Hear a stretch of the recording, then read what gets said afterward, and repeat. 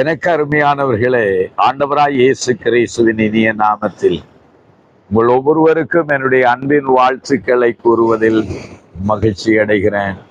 இன்னைக்கு ஒரு நல்ல கடலோரத்தில் ஒரு மலையில நின்று நான் தேவனுடைய வார்த்தையை உங்களோடு பேசுவதில் மகிழ்ச்சி அடைகிறேன். இயற்கை எங்களுடைய கண்களை கவருகிறது, அது நம்மை சந்தோஷிப்பிக்கிறது. தேவன் எவ்வளவு அழகாக இந்த பூமியை உண்டாக்கி இருக்கிறார், இந்த மகா ஆழமான கடலை உண்டாக்கி இருக்கிறார், அழகான சூரியனை உருவாக்கி இருக்கிறார், மலைகளை உண்டாக்கி இருக்கிறார். ஆகவே தேவனை நாம் நினைக்கும் போதெல்லாம் கர்த்தரை ஸ்தோத்தரிக்கிறோம். அதனாலதான் ஆண்டவருடைய வார்த்தை நமக்கு சொல்லுகிறது, கர்த்தரை துதியுங்கள், அவர் நல்லவர், அவர் கிருபை என்றும் உள்ளதென்று. ஆம், எனக்கு அருமையானவர்களே, சங்கீதத்திலே நாம் வாசித்து கொண்டே போகிறோம். மலைகளை படைத்தவரை துதியுங்கள், சூரிய சந்திரனை படைத்தவரை துதியுங்கள், நட்சத்திரங்களை உண்டாக்கினவரை துதியுங்கள், கர்த்தர் நல்லவராயிருக்கிறார். ஹல்லேலூயா. இன்றைக்கு நாம் இயற்கையின் மூலமாக தேவனுடைய சிருஷ்டிப்பை பார்த்து தேவன் எவ்வளவு ஞானமாக எவ்வளவு அழகாக இந்த சிருஷ்டிப்புகள் எல்லாம் சிருஷ்டித்திருக்கிறார் என்பதை பாருங்கள். இந்த கடலை தேவன் உண்டாக்கி அதை கடவாத படிக்கு மணலை கூட அவர் எல்லையாக வைத்து மதிலாக வைத்திருக்கிறார். ஆகவே அந்த கடலை கூட பார்த்து சொன்னார், இம்மட்டும் வா, மிஞ்சி வராது என்று. ஒரு வேளையில ஒவ்வொரு நாளும் கடலானது, இந்த பொங்கி வருகிற அலையானது எழுந்தால் ஒவ்வொரு நாளும் நமக்கு சுனாமி மாதிரி தான் இருக்கும். ஆனால் தேவன் கடவாத படிக்கு அதுக்கு கூட ஒரு எல்லையை வைத்து இருக்கிறாரே. ஆம், மகா ஞானமுள்ள தேவன். அந்த தேவன் இவ்வளவாய் அழகாக ஞானமாக இந்த உலகத்தை சிருஷ்டித்திருக்க கூடுமா இருந்தால் அந்த தேவன் எவ்வளவு அழகுள்ளவர் என்பதை நானும் நீங்களும் அறிந்து கொள்ள வேண்டும்.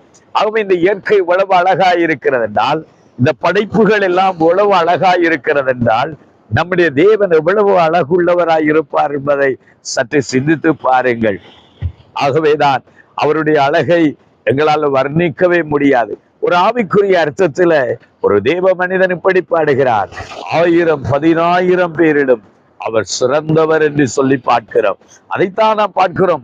நாம் இந்த உலகத்திலே தேவர்கள் என்று சொல்லக்கூடிய, இல்லாவிட்டால் நம் எதையெல்லாம் தெய்வம் என்று நினைத்து கொண்டிருக்கிறோமோ அவைகளுக்கு எல்லாவற்றுக்கும் மேலாக சிருஷ்டி கர்த்தராகிய தேவன் அழகுள்ள தேவன் என்பதை மறந்துவிடக் கூடாது.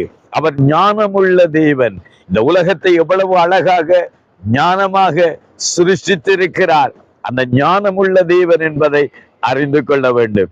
ஆகவே தான் இன்றைக்கு அநேகர் இந்த தேவனை அறிந்து கொள்ளாததினால்தான் அவர்கள் சிருஷ்டிகரை அறியாமல் சிருஷ்டியை சேவித்துக் கொண்டிருக்கிறார்கள். எனக்கு அருமையானவர்களே, தேவன் ஒவ்வொன்றையும் சிருஷ்டித்தார். நாம் கடலை தேவன் சிருஷ்டித்தார்.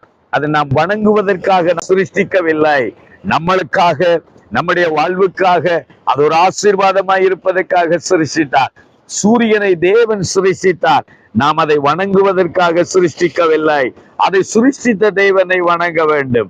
அவர் மகா மச்சங்கள், மிருகங்கள், பறவைகள், விருட்சங்களை எல்லாம் தேவன் சிருஷ்டித்தார். ஏன் மனிதனை கூட தேவன் தான் சிருஷ்டித்தார். ஆகவே நாம் எந்த மனிதர்களையும் சிருஷ்டிக்க வேண்டியதில்லை. ஒரு நாள் சாத்தான் இயேசுவின் இடத்தில் வந்து சொன்னார், நீ என்னை இப்படி ஒரு மலையில இயேசு உபவாசம் பண்ணி ஜெபித்துக் கொண்டிருக்கிற போது அவன் வந்து சொன்னான், நீ என்னை வணங்கி நான் இந்த உலகத்தின் எல்லா ஆசீர்வாதத்தையும் உனக்கு கொடுப்பேன். இயேசு என்ன சொன்னார் தெரியுமா? உன் தேவனாய் இருக்கிற கர்த்தர் ஒருவருக்கு ஆராதனை செய்வாயாக என்று சொன்னார். ஆம், எனக்கு அருமையானவர்களே, இன்னைக்கு நானும் நீங்களும் இந்த சிருஷ்டி கர்த்தரை ஸ்தோத்திரம் பண்ணுவோமா? கர்த்தரை துதிப்போமா? அவர் படைத்த இந்த படைப்புகளுக்காக கர்த்தரை ஸ்தோத்தரிப்போமா? தேவனுடைய நன்மைகள், அவருடைய ஞானமுள்ள கரத்தின் கிரியைகளுக்காக கர்த்தரை ஸ்தோத்தரிப்போமா? அவர் அழகுள்ள தேவன், ஞானமுள்ள தேவன், வல்லமையுள்ள தேவன். அதே தேவன் தான் இன்றைக்கு உங்கள் வாழ்க்கையில நன்மைகளை செய்வார், உங்களையும் ஆசீர்வதிப்பார். ஸ்தோத்திரம் பண்ணுவோமா? தகப்பனே, மக்கு நன்றி, உம்மை துதிக்கிறோம், உம்மை ஸ்தோத்திரிக்கிறோம், உம்மை மகிமைப்படுத்துகிறோம். இந்த அழகான இயற்கைக்காக ஸ்தோத்திரம். ஆண்டவரே, சூரிய சந்திரனை படைத்தவரே ஸ்தோத்திரம். மகா மச்சங்களை உண்டாக்கினவரே ஸ்தோத்திரம்.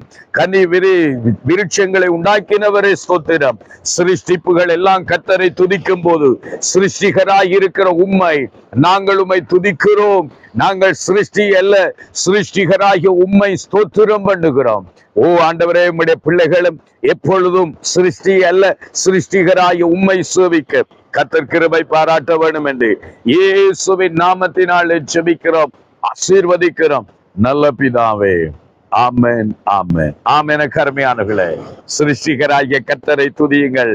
அவர் நல்லவர், கிருபை என்றென்றைக்கு உங்களோடு இருக்கும். God bless you.